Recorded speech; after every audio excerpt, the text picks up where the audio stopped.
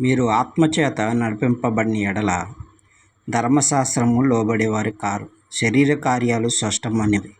అవేమనగా జారత్వము, అపవిత్రత, కామతత్వము, విగ్రహారాధన, అభిచారము, ద్వేషము, కలహము, మత్సరము, క్రోధము, కక్షలు, భేదములు, విపత్తులు,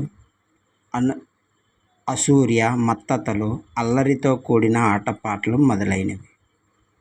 ప్రియ దేవుని బిడ్డ, ఈరోజు దేవుడు మనతో మాట్లాడుతుంది ఏమనగా, మీరు ఆత్మచేత నడిపింపబడిన ఎడల, మీరు ఒకవేళ దేవుని ఆత్మచేత మీరు నడిపింపబడిన ఎడల మీ శరీర కార్యాలను మీరు జయించలేరు అంటున్నాడు.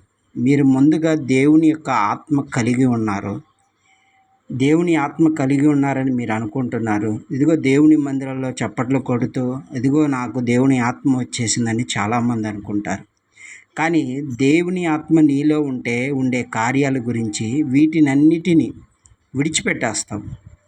శరీర కార్యాలు నీలో ఉండవు, అపవిత్రత నీలో ఉండదు, విగ్రహారాధన ఇవన్నీ నీలో ఉండకూడదు. కానీ ఈ రోజున ఒక పక్క ఆరాధన చేస్తున్నప్పుడు ఆత్మ కుమ్మరించబడింది అనుకుంటారు, ఒక పక్క ఆత్మ మాలోకి వచ్చేసిందని చాలామంది చప్పట్లు కొడుతూ ఉంటారు. తర్వాత వారి జీవితం ఎలా ఉందంటే శరీర క్రియలకు లోబడేవారిగా ఉన్నారు.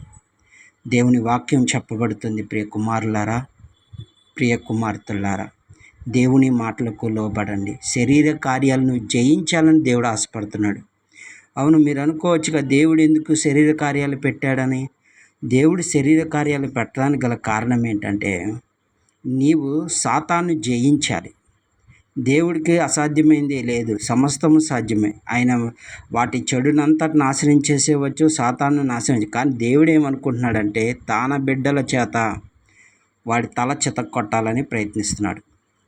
తన బిడ్డలే వారి యొక్క సమూహాన్ని నాశనం చేయాలని దేవుడు ప్రయత్నిస్తున్నాడు. ఎందుకంటే రాజు బిడ్డ రాజుగానే ఉండాలి.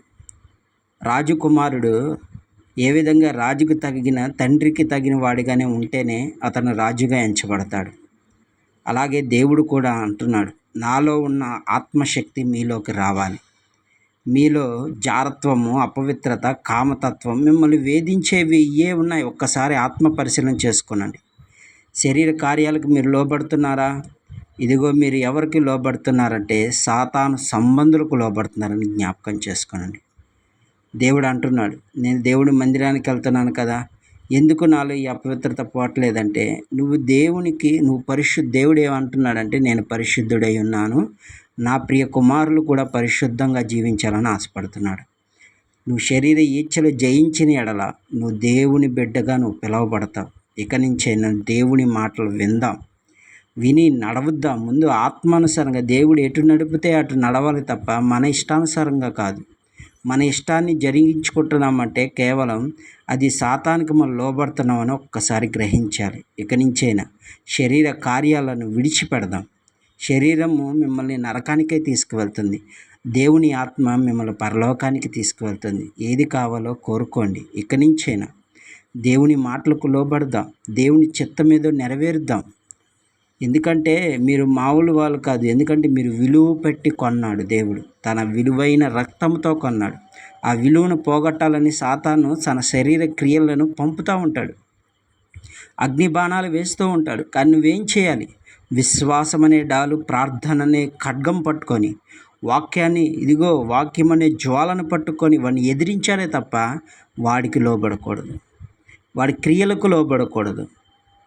నిన్ను ఎంతమంది మభ్యపెట్టిన, ఎందుకంటే ఒక్కటి గుర్తుంచుకో, శరీర క్రియలు జరిగించాలంటే వారి పక్కన సాతాను ఉండే ఆ ప్రయత్నం చేస్తున్నాడు. కనుక మీరు దేవుని సంబంధులుగా ఉండాలి, దేవుని యొక్క న్యాయంలోకి నడవాలి, దేవునిలోకి యథార్థతలో నడవాలని దేవుడు కోరుకుంటున్నాడు. ఇక నుంచైనా వాక్యమును ధ్యానిద్దాం. ప్రతిరోజు ఉదయాన్నే లేచి దేవుని వాక్యాన్ని ధ్యానిద్దాం. వాక్యానుసారంగా నడవాలయ్యా, ఈరోజు నేను నీ వాక్యానుసారంగా నడిస్తేనే నీకు సంతోషం కలిగిద్ది. అయితే దేవుని వాక్యమే చెప్తుంది, ఆదియందు వాక్యమే దేవుడు కృపా సత్య సంపూర్ణ భూమి మీదకి వచ్చాడు. కనుక దేవుని మాటలు విని విడిచిపెట్టేవారు కాక నడుద్దాం, ఆత్మానుసారంగా నడుద్దాం, ఆత్మలో జీవిద్దాం. పరిశుద్ధ దేవుని ఆత్మలో జీవించడానికి ప్రయత్నించండి. ఎందుకంటే మీ చేతిలోనే ఉన్నది, విజయాన్ని చేయగలిగిన శక్తి మీలోనే ఉన్నది. దేవుడు అంటున్నాడు, మీకు పిరికితనం కలిగిన ఆత్మను నేను ఇవ్వలేదంటున్నాడు. మీరు పిరికి వాళ్ళు కాదు, దేవుని యొక్క గుండె ధైర్యం కలిగిన వాళ్ళు, దేవుడు మీ ముందు ఉన్నాడనే నమ్మకం కలిగి విశ్వాసముతో పరుగు తీసేవాళ్ళు మీరు. ఇక నుంచి ఆయన ఆత్మను వెంబడించేవారిగా, దేవుని ఆత్మను మనం ధరించుకోవాలి. ఆయన యొక్క ఆత్మ మనలో నివసించాలి. శరీర క్రియలు జయిద్దాం. ఏదైతే నిన్ను లోపరుస్తుందో వాటి మీద జయాన్ని పొందుకోవాలని ప్రార్థన చేయి. దేవుడిస్తాడు. నమ్మకంతో, విశ్వాసంతో ఉండు. కనుక ఇక నుంచైనా మీరు దేవుని మాటలు వింటారనే ఆశతో ఈ కొద్ది మాటలు దేవుడు దీవించునుగాక. ఆమేన్.